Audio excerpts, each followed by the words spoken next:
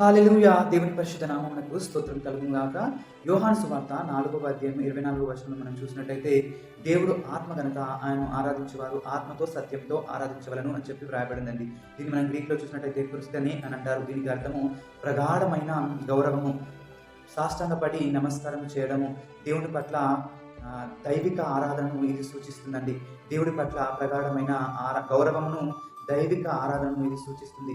నేటి సమాజంలో మనం చూసినట్టయితే దైవిక ఆరాధన అంటే ఆత్మతో సత్యంతో ఆరాధించేవారు లేరు, కానీ శరీర ఉద్రేకాలను బట్టి గంతులు వేస్తూ దేవుణ్ణి పాడేవారిగా ఉంటారు.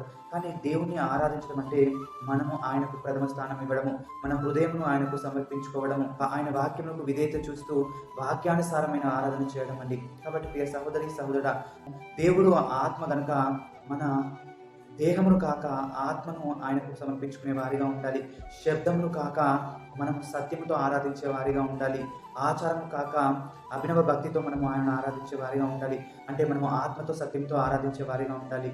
అంటే మన ప్రదర్శన, మన స్వీయ ప్రవర్తన కాదు, కానీ మనము ఆత్మతో సత్యంతో వాక్యానుసారంగా దేవుని ఆరాధించే వారిగా ఉండాలండి. అప్పుడు మన జీవితమే ఒక ఆరాధనగా మారుతుంది. అంటే మన జీవితము దేవుని చిత్తానుసారంగా నడుస్తుంది. ప్రతి విషయంలో మనం దేవుని మహిమపరిచే వారిగా ఉంటాము. మన హృదయము కృతజ్ఞతతో నిండుతుందండి. కాబట్టి మనము ఆత్మానుసారమైన ఆత్మతో సత్యంతో ఆరాధించే వారిగా ఉండాలి. అట్టి కృప దేవుడు మనందరికీ దయచేయును గాక. ఆమేన్. హల్లెలూయా.